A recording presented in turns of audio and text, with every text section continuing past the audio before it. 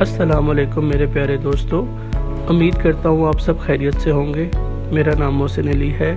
आज जो मेरा वीडियो का टॉपिक है वो सन कनौर ब्रीड के बारे में है।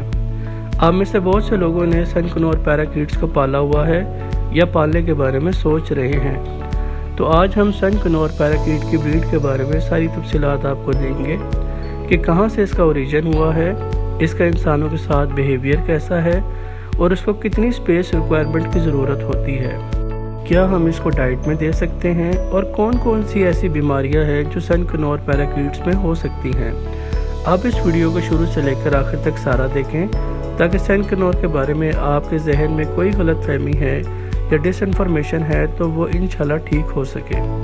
या आप इसको पालना चाहते हैं तो उसकी क्वालिफिकेशन और डिसक्वालिफिकेशन वो सब मैं आज आपको बताऊँगा कि सन कनौर को पालने में क्या फ़ायदा है और क्या नुकसान है।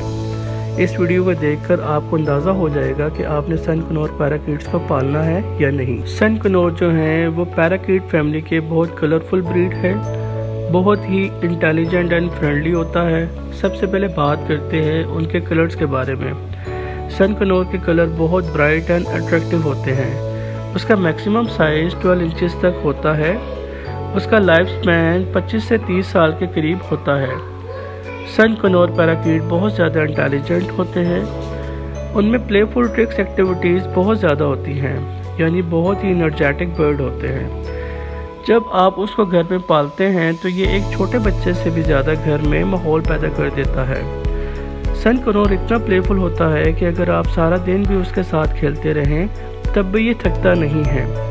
इसलिए जो एक बार सन कनौर पाल लेते हैं और उस ब्रीड के हैबिचुअल हो जाते हैं और उन खसूसियात की वजह से वो हमेशा इसी ब्रीड को पालने में प्रेफर करते हैं। अब बात करते हैं उसके टेम्परामेंट के बारे में कि उसका टेम्परामेंट कैसा होता है, क्योंकि कोई भी पैराकीट पालने से पहले उसके बिहेवियर के बारे में बहुत से अच्छे से मालूम होना चाहिए। हो सकता है कि आपके घर में छोटे बच्चे हैं या कोई दूसरा फैमिली मेम्बर है तो सन कनौर का टेम्परामेंट बहुत ही प्लेफुल होता है और ये ट्रिक्स पर ज़्यादा इन्हिसार करता है। सन कनौर का केज कितना होना चाहिए? अगर आप सन कनौर रखने के बारे में सोच रहे हैं तो उसको काफ़ी बड़ी स्पेस रिक्वायर्ड होती है, क्योंकि उसको फ्लाई करने के लिए ज़्यादा स्पेस चाहिए।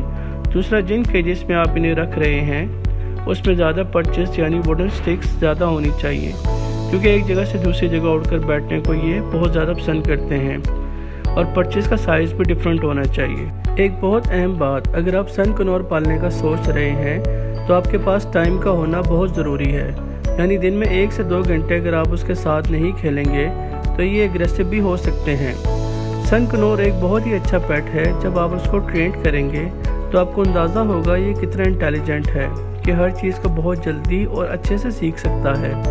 लेकिन मज़े की बात यह है कि ये गुस्से वाला भी बहुत है। गुस्से वाला ये कब है? जब आपने इसे टाइम डिवोटेड नहीं किया, आपने इसे एक छोटे से पिंजरे में डालकर छोड़ दिया और ये स्ट्रेस पे चला गया, तो इस टाइम ये चिड़चिड़ा हो जाता है, बहुत ही एग्रेसिव नेचर का हो जाता है।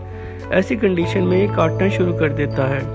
इसलिए सन कनौर पालने से पहले आपको अपनी डेली रूटीन का पता होना चाहिए कि आप इसे मिनिमम दिन में 1 घंटा दे सकते हैं या नहीं। सन कनौर की आवाज़ बहुत तेज़ होती है और इसी वजह से कई दफ़ा आपके पड़ोसियों को भी उससे परेशानी हो सकती है, क्योंकि सन कनौर की नेचुरल पर्चिंग साउंड बहुत तेज़ होती है। वैसे तो ये टॉकिंग बर्ड नहीं है, लेकिन जब अपनी नेचुरल साउंड में चिल्लाता है तो बहुत तेज़ी से आवाज़ आती है, जिसकी वजह से आपके पड़ोसियों को काफ़ी डिस्टर्बेंस हो सकती है।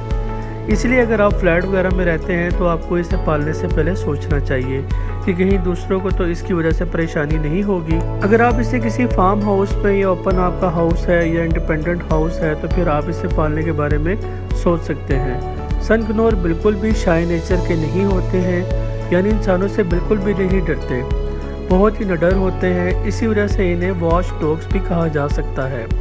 अगर आपके घर में कोई भी अजनबी आ जाए तो ये चलाना शुरू कर देते हैं, आपको अलार्म कर देते हैं। अगर आपके घर में कोई अननोन पर्सन आ गया है जिसको उन्होंने फर्स्ट टाइम देखा है, इससे आपको अलर्ट कर देते हैं और आपको बता देते हैं कि अननोन पर्सन आपके घर में दाखिल हो चुका है। सन कनौर में मेल फीमेल में डिफरेंस करना काफ़ी मुश्किल होता है, क्योंकि मेल फीमेल में मार्किंग काफ़ी सिमिलर होती है।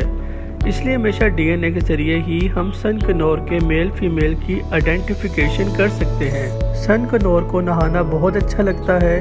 آپ انہیں روز ایک باؤل کے اندر فریش واٹر دیجئے، یہ خود سے نہانا بہت پسند کرتے ہیں، لیکن اگر آپ انہیں آرٹیفیشل شاور دیں گے تو یہ بہت زیادہ چڑچڑے ہو جاتے ہیں اور ایگریسو بھی ہو جاتے ہیں۔ سن کنور بہت سوشل برڈ ہے، ہیومنز کے ساتھ ان کا انٹریکشن اینڈ باؤنڈنگ لیول بہت اچھا ہوتا ہے۔ اگر سن کنور ایک دفعہ آپ کا پیٹ بن گیا، کسی اور برڈ کو آپ رکھنے کے بارے میں کبھی سوچیں گے بھی نہیں۔ اب بات کرتے ہیں سن کنور میں کون کون سی بیماریاں ہو سکتی ہیں۔ سب سے پہلے بات کرتے ہیں فیدر پلکنگ کے بارے میں۔ جب آپ کا برڈ ڈپریشن میں ہوتا ہے، سب سے پہلے اپنے فیدرز کی پلکنگ شروع کر دیتا ہے۔ اس کے بعد bacterial infection and fungal infection بہت کامن ہوتا ہے سن کنور میں۔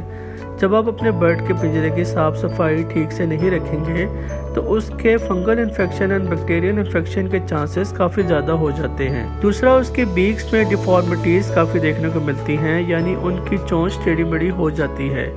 اس لیے اس کی بیکس کی ایکسرسائز کروانے کے لیے آپ اسے کسی ہارڈ چیز کو بائٹ کرنے کے لیے ڈائٹ میں دیتے رہیے، تاکہ اس کی بیک کی ایکسرسائز ڈیلی ہوتی رہے اور اس کی بیکس کی شیپ پراپر بنی رہے۔ امید کرتا ہوں میری آج کی ویڈیو آپ کو بہت پسند آئی ہوگی، اور مزید اچھی ویڈیوز دیکھنے کے لیے آپ ہمارے چینل کو سبسکرائب کریں، بیل کے آئیکن پر بھی کلک کریں۔